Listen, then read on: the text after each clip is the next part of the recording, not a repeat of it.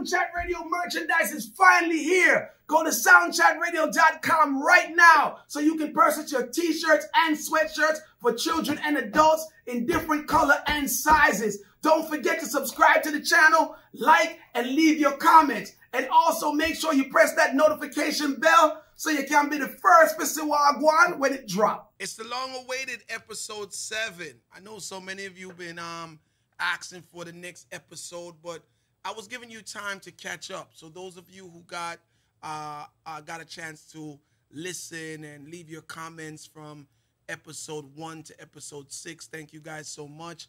As I always say, I definitely do read all of the comments when I have my free time. And it's interesting to think about, to see how Clash people, fans, and, selectors and sound owners think about what's going on with the Sound Clash industry right now, right? Big up to those of you who have been following once again, and please, people, please subscribe to this YouTube channel, Irish and Chin, right? Spread the word that Chin is basically giving you his perspective on where we are in the sound system competitive arena at this moment in time. This podcast is called What Killed Sound Clash. Today is episode 7.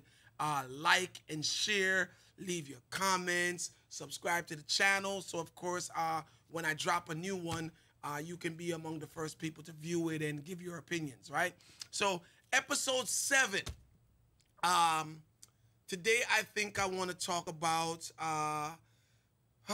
there is so much things to talk about, but let's make episode 7 about the industry's refusal to make the needed changes.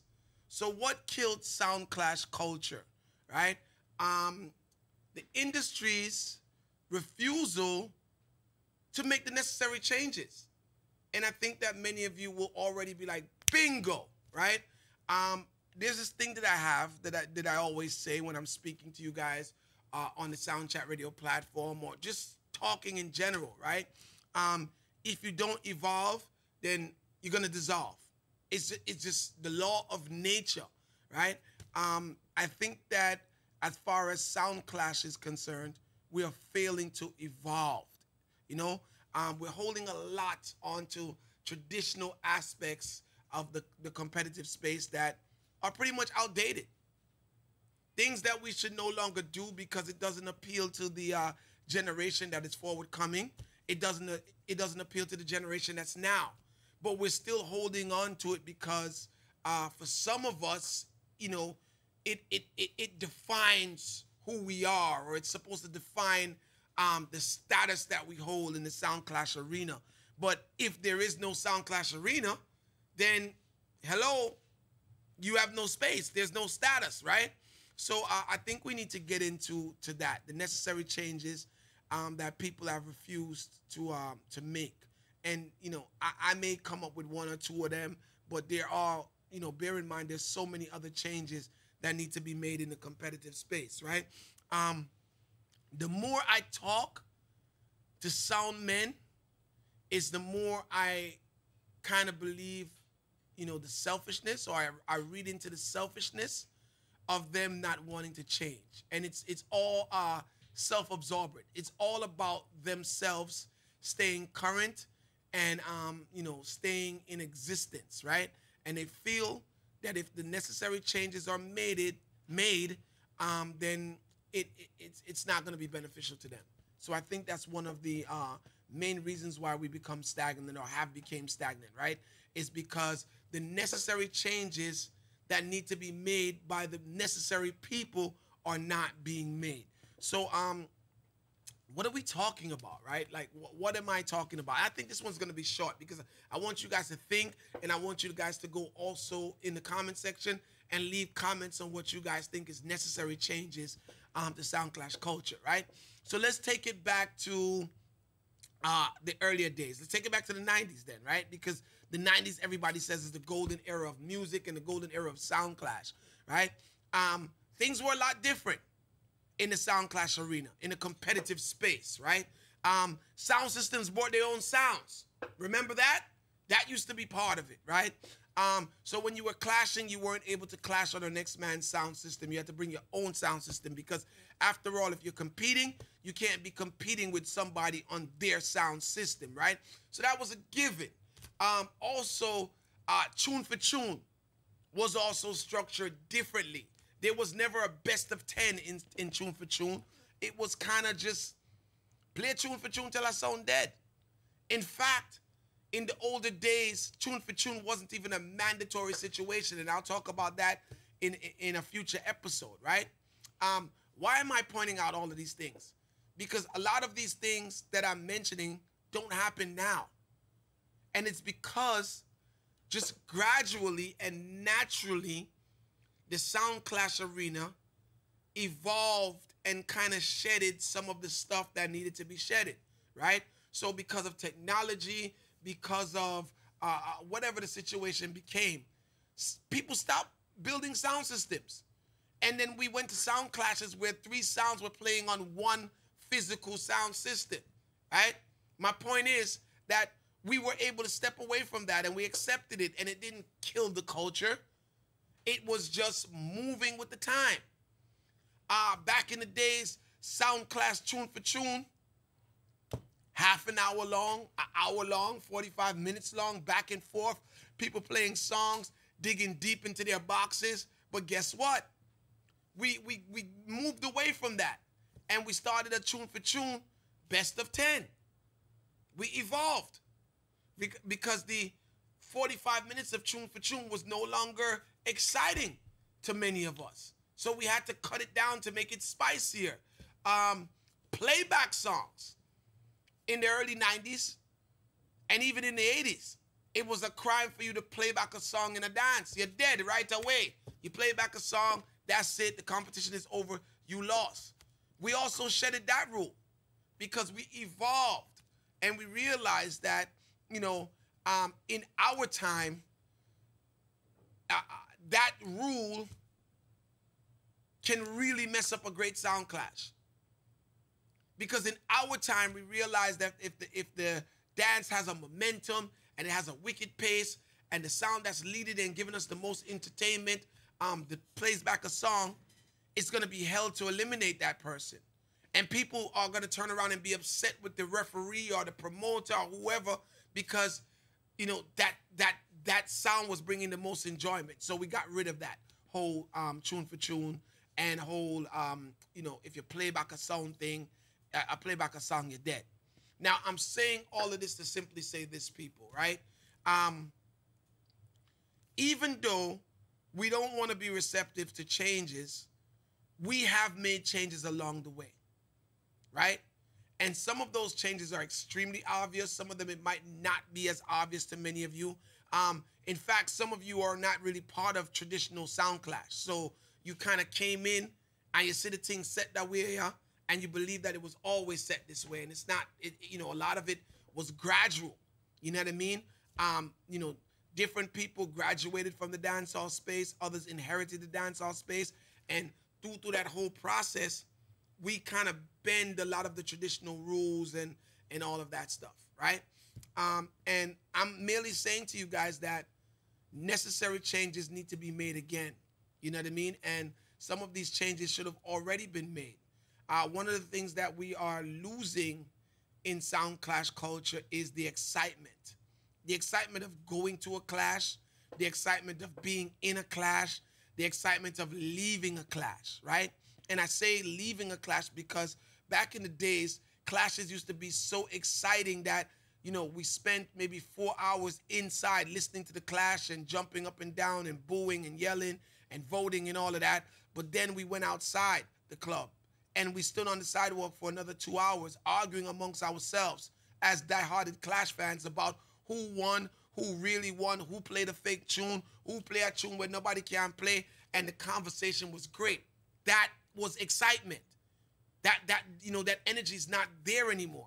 We don't leave sound clashes and hang out outside the club anymore. And that is because the excitement value is not there. So one of the needed, you know, changes is to find ways to bring back excitement into sound clash. If sound clash lacks excitement, then nobody new is gonna come, right? How do you do that? Well, definitely it's not going to happen the way that we're doing it, because if it was going to happen the way that we're doing it, every clash or most clashes would be exciting now, right? So common sense would tell you that it's time to evolve again. It's time to, create something that makes people, anticipate going to these events, and, create something that brings excitement why people are at these events, right? And everyone can have their own, opinions on what that is. I mean, it doesn't have to be my opinion alone. I'm not trying to dictate the sound system culture at all, right? Many of you feel that way, but that's not what I'm doing. I'm merely trying to use my platform, which is probably the biggest platform, the most established platform, and say, hey guys, this is what's going on. And let's not deny that this is happening. Let's not, act as if we don't see it happening, because it is happening. We're losing a lot of the oomph. We're losing a lot of the impact that our sound system culture had once upon a time, right? And when I say the sound system culture, because the juggling culture had a huge impact at one time as well, and the competitive space had its own impact as well on the culture. We've lost it, right? So failure to accept changing, you know what I mean? Failure to make the certain changes that need to be made, right? There's a lot of things that need to be restructured in sound clash culture. The way we compete needs to be restructured, right? I said it. Some of you are going to be upset about it.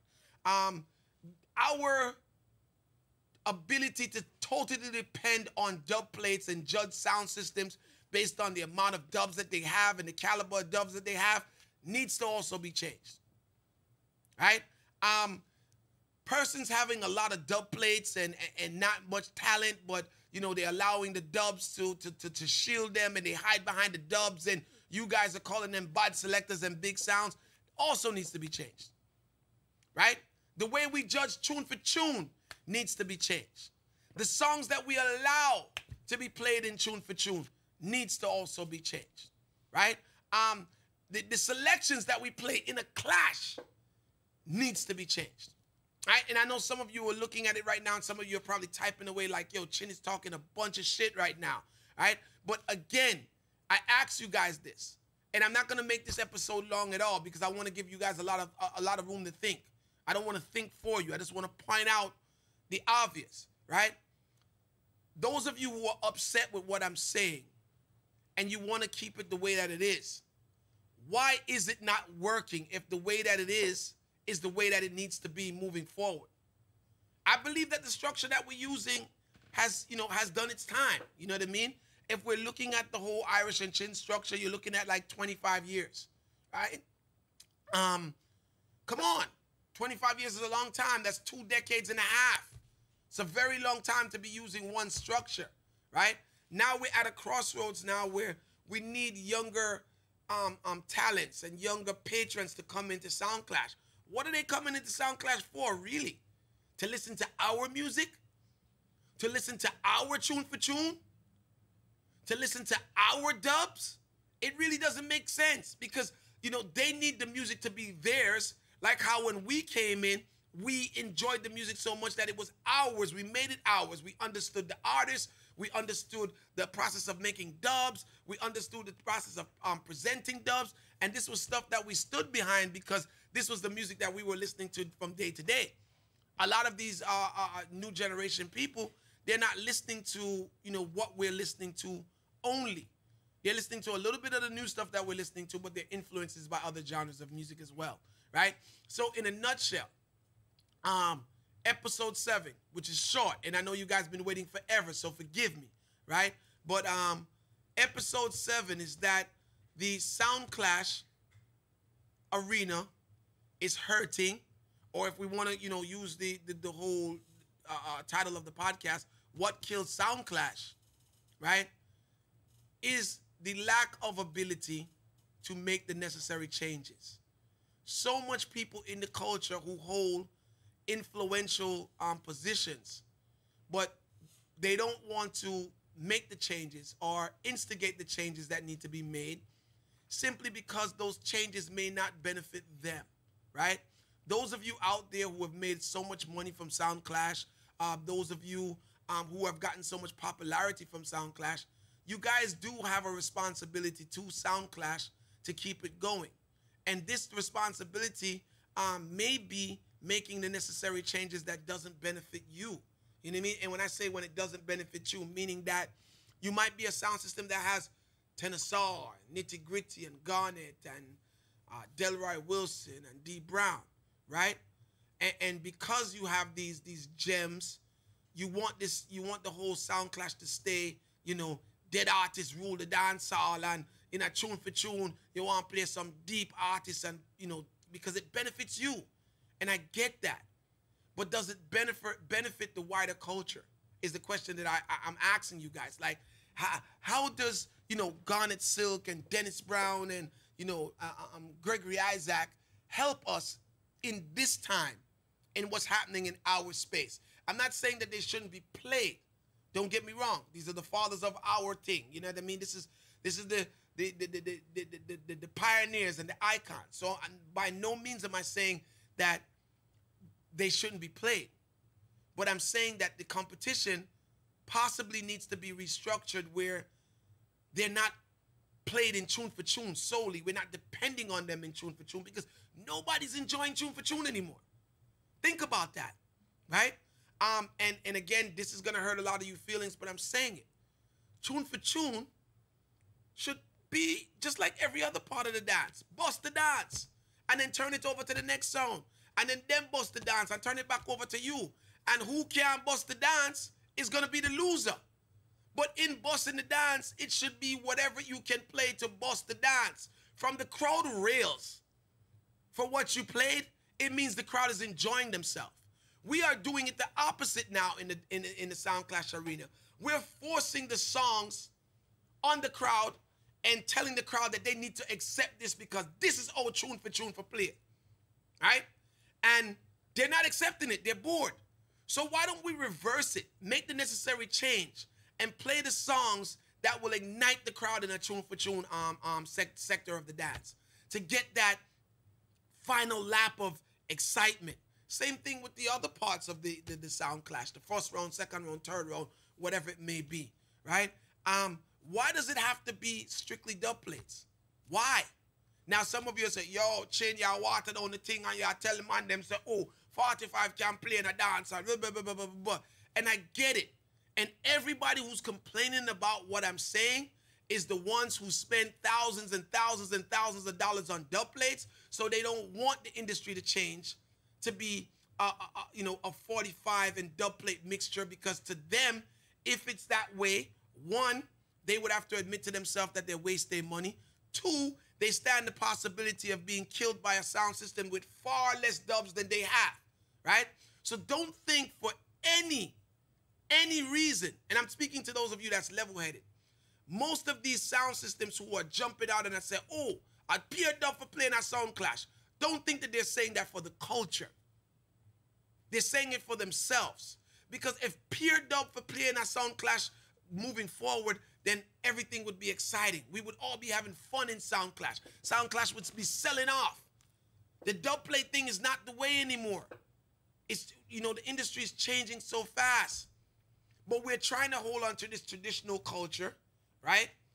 Even though, despite earlier in the conversation, I've shown you ways that we have, you know, evolved just by trying to make it work going along the way. So nobody made the announcement and said, hey, no longer are we gonna eliminate somebody in a clash because they played back a song. It just happened because it was a necessary change that needed to be made, because in the past, we tried to hold on to tradition. And when I say we, I'm not talking about Irish and Chin. I'm talking about a bunch of us.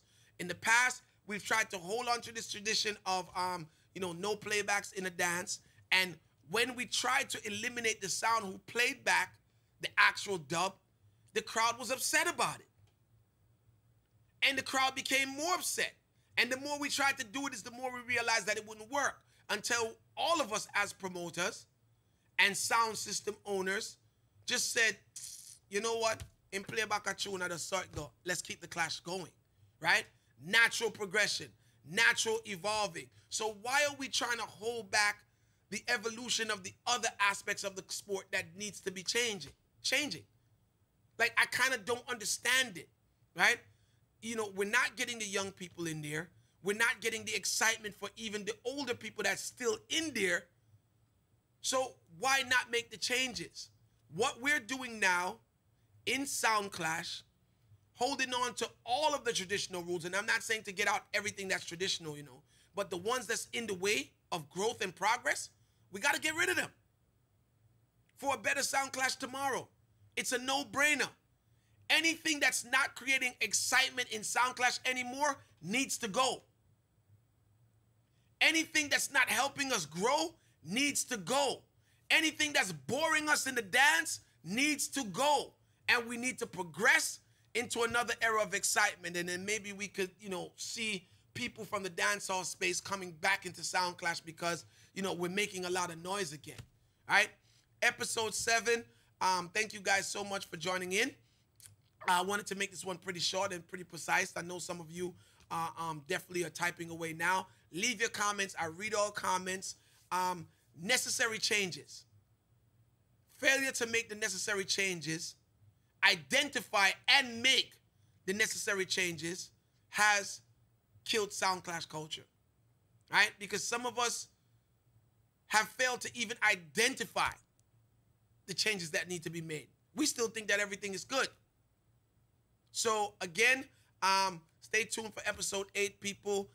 Sorry it took me so long to drop 7, but this one was on my mind, and I felt like I really needed to express this one to you guys. Failure to make the necessary changes. And list some changes below. Some things that you see that need to be changed. Just list them below in the comments, right? Remember, subscribe to the channel, like and share, and I see you guys in episode 8. Yo, what's good? You ain't get that Sound Chat merch yet?